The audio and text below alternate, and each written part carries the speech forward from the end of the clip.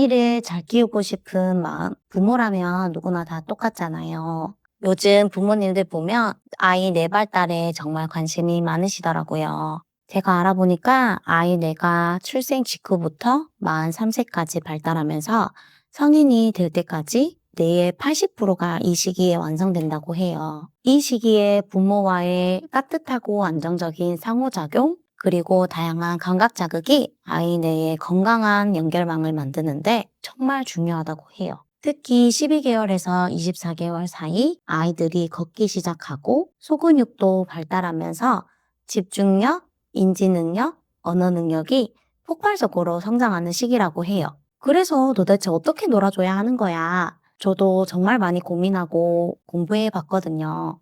그래서 오늘은 뇌 발달 영역별로 도움이 되는 구체적이고 실천하기 쉬운 놀이 5가지를 소개해 볼게요. 첫 번째는 낙서하기랑 다양한 오감놀이예요. 이런 놀이들은 감각 통합이랑 창의력 발달에 정말 좋아요. 크레용을 잡는 행위 자체가 소근육을 발달시키고 다양한 촉감들, 예를 들어 미끌거림, 끈적거림, 단단한 이런 것들을 느끼면서 감각 통합이 이루어져요. 그리고 자유로운 표현은 우뇌의 창의력 발달에 딱 좋고요. 특히 우뇌는 0세부터 6세까지만 가장 역동적이고 유연하게 발달하고 그 이후에는 퇴보한대요. 그래서 저는 우리 두 아이한테 더욱더 적극적으로 엄마표 미술놀이를 많이 해주고 있어요. 어떻게 하냐면요.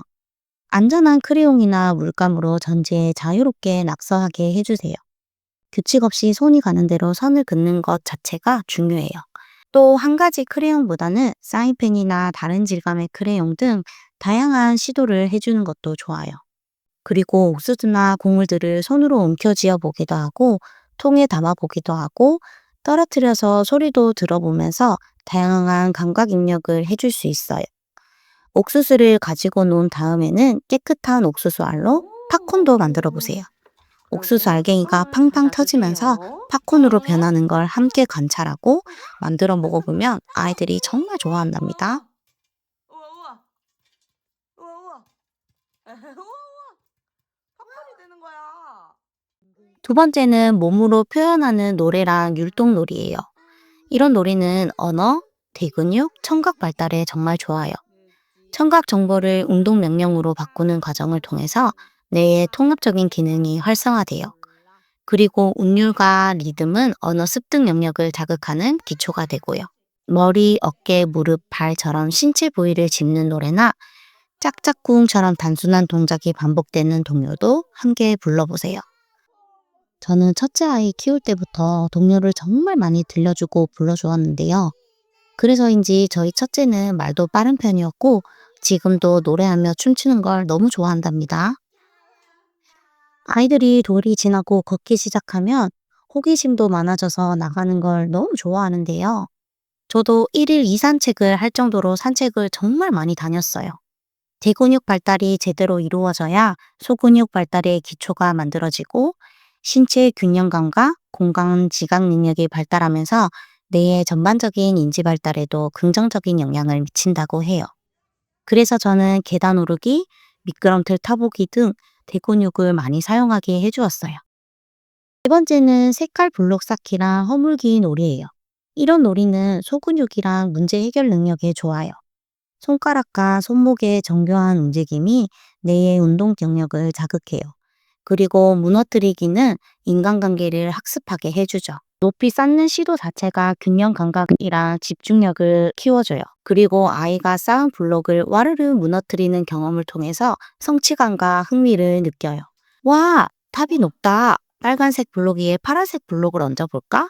우르르 쾅 이런 식으로 의성어를 사용해서 재미를 더해주시면 아이가 더 즐겁게 놀 수 있어요. 네 번째는 역할놀이예요. 전화기 놀이, 주방놀이 같은 거예요. 이런 놀이들은 사회성이랑 언어 발달에 정말 좋아요.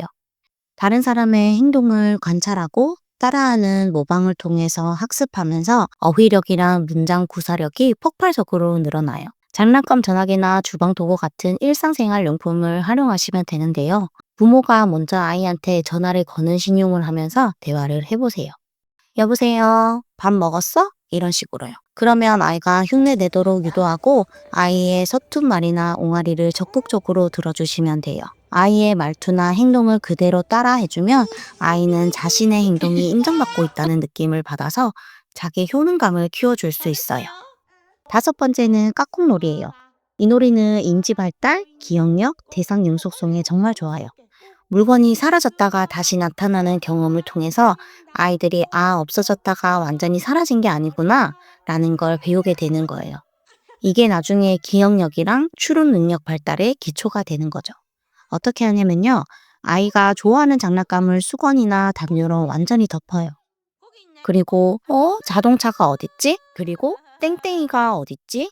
어디 숨었지? 까꿍 하면서 아이의 장난감을 찾게 해주는 거예요. 익숙해지면 숨기는 물건을 점점 늘리거나 숨기는 장소를 다양하게 바꿔서 난이도를 조절해 주시면 돼요. 그리고 장난감 말고 엄마가 직접 숨는 숨바꼭질을 하게 되면 더 좋아요. 왜냐하면 아이들이 부모와의 이별을 잘 이해하게 되고 엄마가 사라졌다가 다시 나타난다는 걸 경험하면서 분리불안도 줄어들어요. 아이가 장난감이나 엄마를 찾았을 때는 크게 기뻐하고 박수 쳐주면서 칭찬해 주세요. 그리고 19개월에서 24개월이 되면 손 기능이 더 발달해서 크레용으로 선을 그릴 수 있고 손으로 조작하는 놀이를 더 선호하게 돼요. 핑거 페인팅 놀이를 하기 딱 좋은 시기이고 자조 기술을 길러주는 시기이기도 해요. 이 시기에는 수저와 포크를 사용해서 아이가 스스로 밥을 먹을 수 있게 도와주세요. 밥을 많이 흘릴 수 있는데요. 스스로 손으로 사용하는 경험을 늘려주면 소근육 발달에도 정말 많은 도움이 돼요. 뿐만 아니라 청소, 빨래 개기 같은 집안일을 아이와 놀이처럼 하며 사회성 발달에도 도움이 된답니다. 오늘 소개해드린 5가지 놀이. 사실 특별한 준비물이 필요한 게 아니라 집에 있는 것들로 충분히 할 수 있어요. 제일 중요한 건 부모가 아이랑 놀아주는 그 시간이에요. 하루에 10분이라도 좋으니까 아이와 눈 맞추고 함께 놀아주는 시간을 가져보세요. 그럼 여러분도 행복한 육아하세요.